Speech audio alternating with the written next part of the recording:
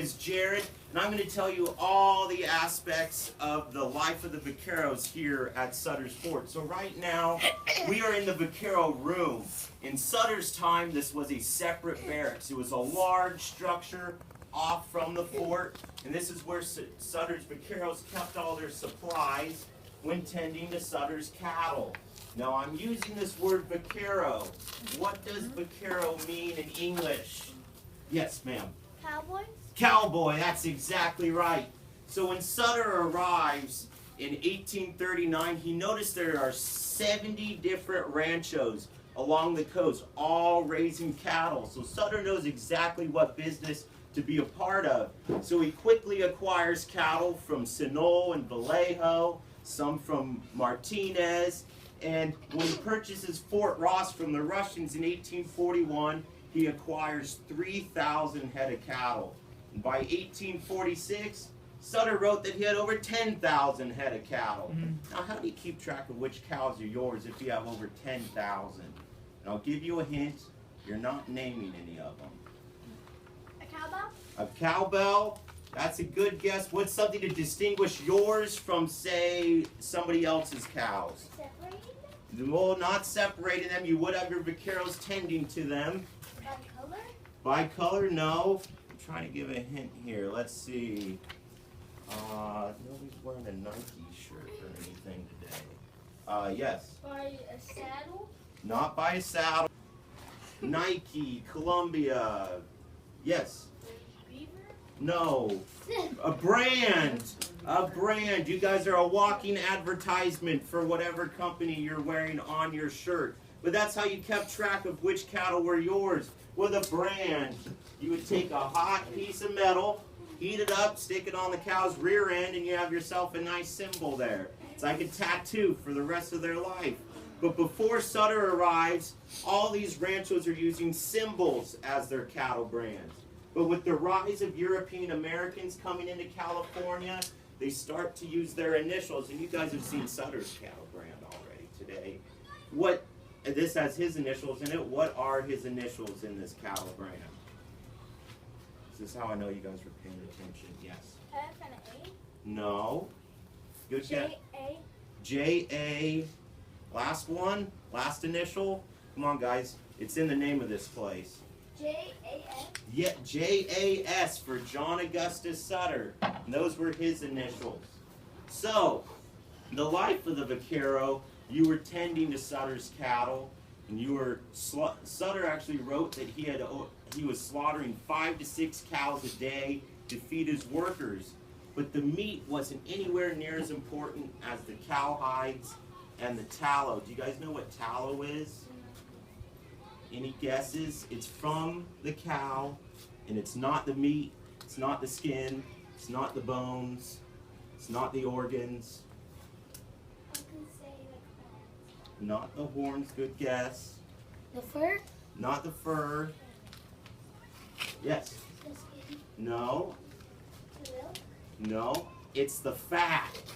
It's the fat from the animal. That was one of the most valuable items, and you got these cauldrons throughout the fort. Those, they would load up full of animal fat, and they would boil it and render it down. It smelled awful here. Nobody wanted to live here at the fort. Everybody lived outside. But they would load these cauldrons up and boil the animal fat. And the stuff, the chunks and the string that floated to the top, they'd skim that off. And that's pure tallow for making various things. What can you make from tallow? Maybe a jacket? No, you weren't making a jacket from fat. What do I have right here? A candle? Candles, yeah, candles were made from tallow. So that's what we have out here, a double boiler for dipping candles. That's something very important for somebody about your age. You would be dipping candles here all day at the fort if mom and dad worked for Sutter. So in the standard work day was about 10 to 12 hours. That's a standard work day, dipping candles all day for that long. Maybe you should feel a little bit more thankful you go to school for just 6.5 hours. But so that's one of the items that you can make from tallow. What's something else? What's something that you can wash with to be clean? A washcloth? No, not a washcloth.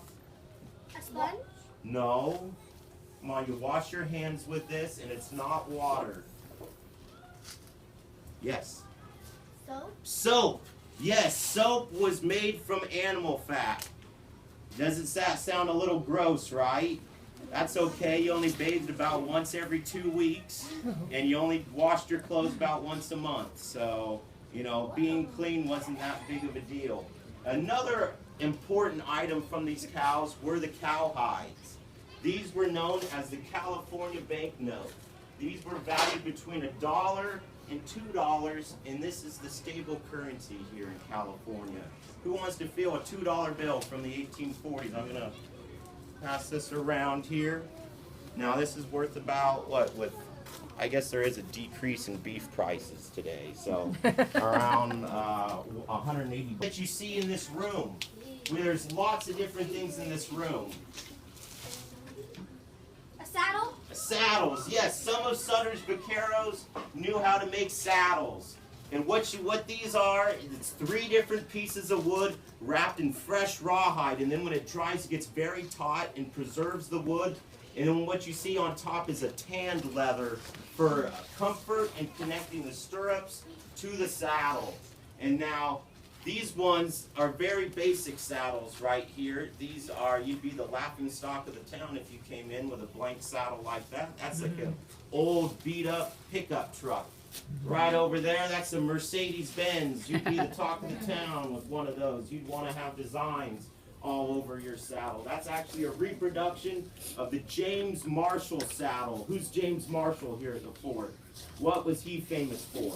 He was the one that found the gold. Yeah, he found the gold, but he was Sutter's carpenter here, and he was making wood saddles for Sutter, sending the other supplies for Sutter's vaqueros to finish the rest of the jobs. What's something else that we can make with cowhides or leather that's specifically in this room?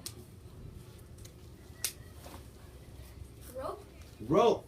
Yeah, right here. So right here behind this lady, we have ourselves